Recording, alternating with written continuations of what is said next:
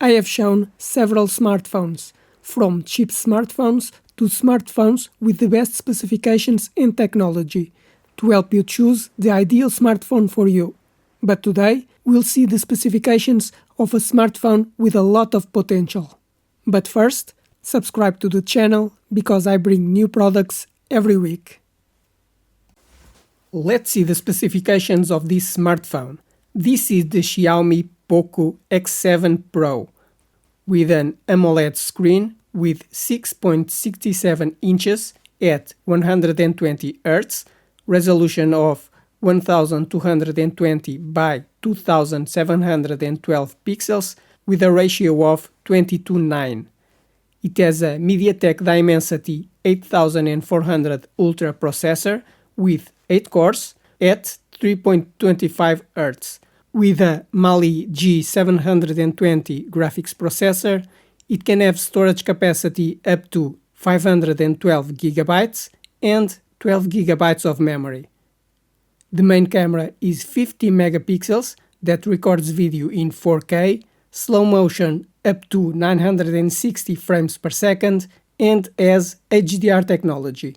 The front camera is 20 megapixels and records video in 1080p.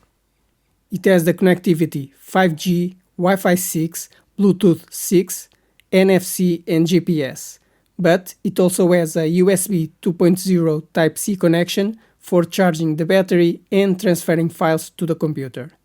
To unlock, there is a fingerprint reader under the screen and it has facial recognition. It has a 6000 mAh battery with 90 watts charging, which charges the battery in 42 minutes, but it doesn't have wireless charging. The screen has Gorilla Glass 7 eye protection against scratches and drops. It is made of plastic, glass and eco-leather. It has IP69 certification against water and dust and weighs 195 grams. You can put 2 nano SIM cards for communication, but it's not compatible with a microSD card. This is a smartphone with normal technology and specifications, so it has an average price, perfect for the normal user. But it's not a smartphone that I recommend if you want a very good smartphone, because it only has USB 2.0 speed, Wi-Fi 6, and you can't put a microSD card. Smartphones have become the most important device in our lives, due to their versatility, convenience, and communication capabilities. But with so many different smartphone models, it can be difficult to choose which smartphone you should buy, because you have to consider several features: the screen size, amount of memory, processor speed, camera resolution, connectivity, or the sensors it has. But I will explain all these features to you, so you know how to choose a new smartphone. About the screen, you can choose the size of the screen.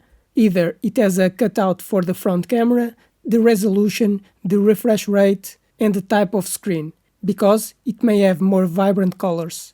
I recommend an OLED screen with 6.7 inches with 120 Hz. About the processor.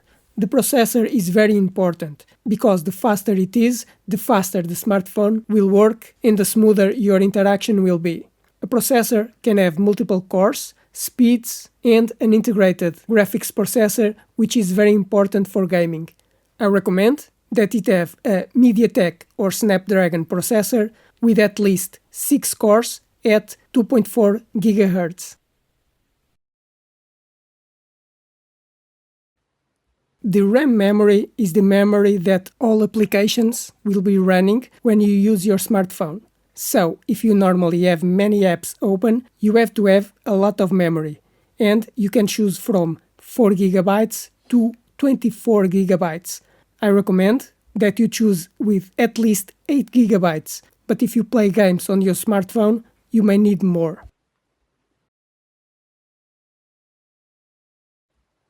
The internal storage is for storing all files, applications and operating system. A smartphone can have between 64 GB and 1 TB of capacity. I recommend choosing a smartphone with at least 128 GB, but if you record videos and take a lot of photos, you should choose with 256 GB. But if you have a lot of files and movies on your smartphone, you may need even more capacity.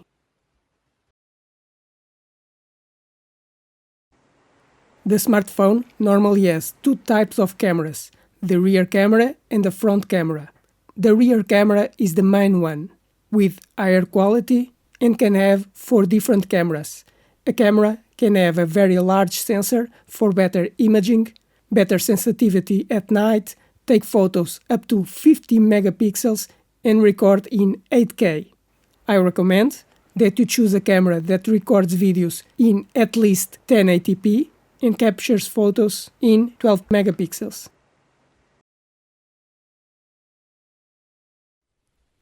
The front camera will normally be for you to make video calls, but it can take a lot or little space on the screen. It can have 32 megapixels and record 4K video, but for video calls, a 720p camera is enough. About the smartphone security, so that only you can unlock the smartphone, you can use a password, a fingerprint reader that detects your finger, or facial recognition that detects your face.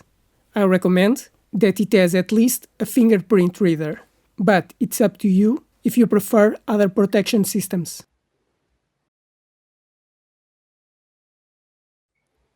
About wireless connectivity, the smartphone is connected to the internet using mobile data or Wi-Fi. Currently, 4G and 5G are the most common, but 6G will be the next generation.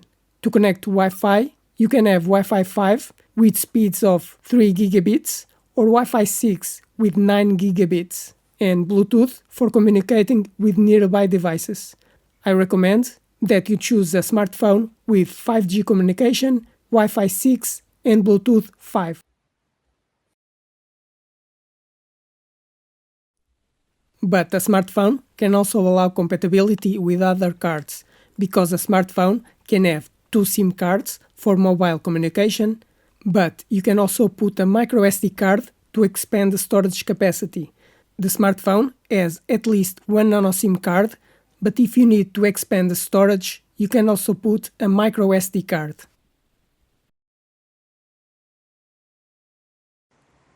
On smartphones with Android systems, you should choose the last version available, because the latest version will allow you to make updates for a longer time, such as security updates, installing new features, compatibility with applications, or updating to a new version. That's why I recommend that you buy a smartphone with the latest version available of the operating system. And these are the main specifications and technology that you should take in consideration to choose the ideal smartphone for you. I hope you enjoyed this video and it helped explain the specifications of a smartphone to choose the best smartphone for you. But now, subscribe to the channel because I bring new products every week, like the video to help the channel grow, and if you have any questions, write in the comments.